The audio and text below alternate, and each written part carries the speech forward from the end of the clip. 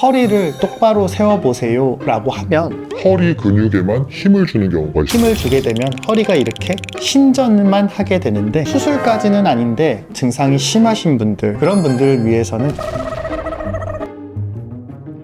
오늘도 꺾이지 않는 마음으로 달려온 세계병원 원장 이준범입니다. 최근에 무려 약 1000만 조회수를 기록한 영상 하나가 있는데,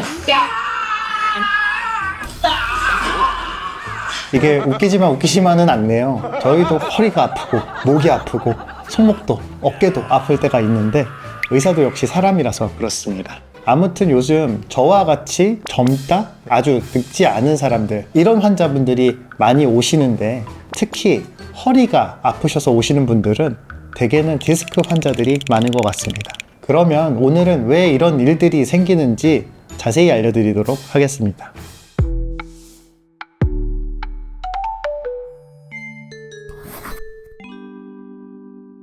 사실은 어렸을 적은 안 좋은 자세를 해도 몸이 유연하고 회복력도 좋다 보니까 병으로 이행되는 경우가 별로 없는데, 나이가 들다 보면은 회복력도 안 좋아지다 보니까 이게 병으로 가는 경우가 많습니다. 디스크는 우리가 여기 모형을 보게 되면 가운데 뼈와 뼈 사이에 젤리같이 말랑말랑한 이런 구조인데, 이것이 앉아 있거나 내지는 달리기를 할 때 이렇게 쿠션 역할을 해주는 역할이에요. 우리가 신발에 옛날에 한참 유행이었는데 에어가 들어가 있는 신발 기억나실 거예요.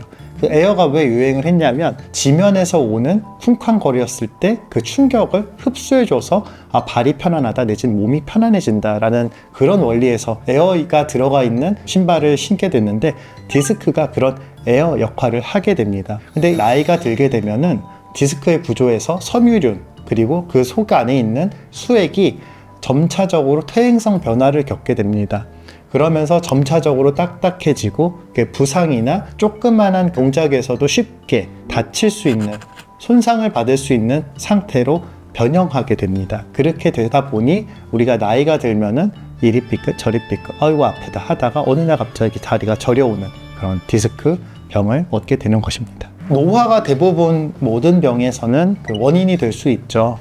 하지만 대부분이 노화도 있지만 안 좋은 생활 습관과 반복된 압박이라고 말씀드릴 수 있습니다.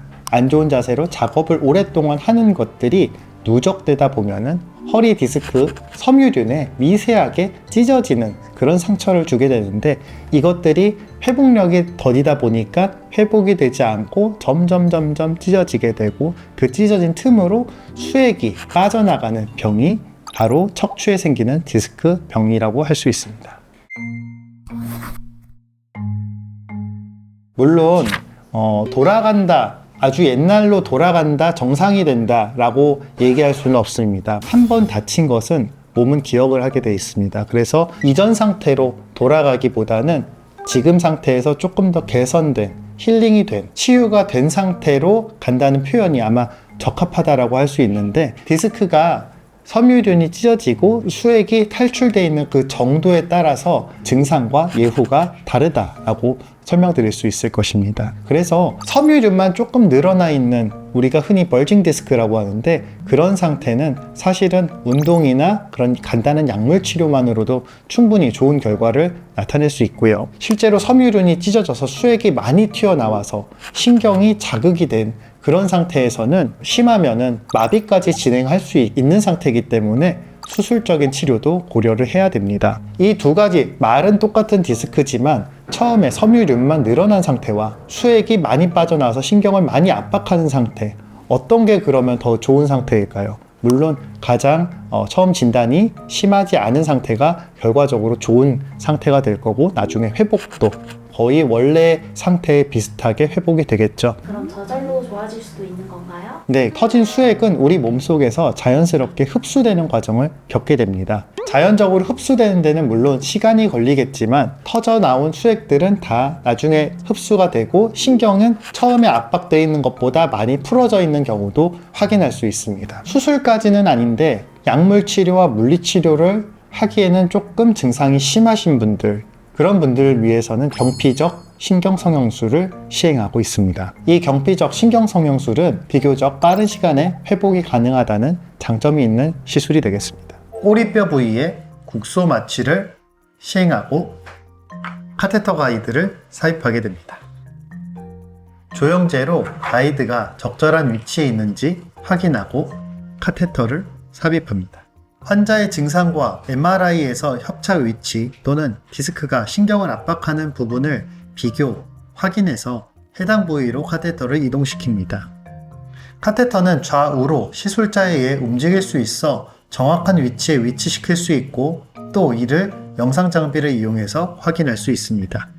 카테터를 위치한 뒤에는 약물을 도포합니다. 충분한 약물이 도포되고 나면 시술은 마무리하게 됩니다.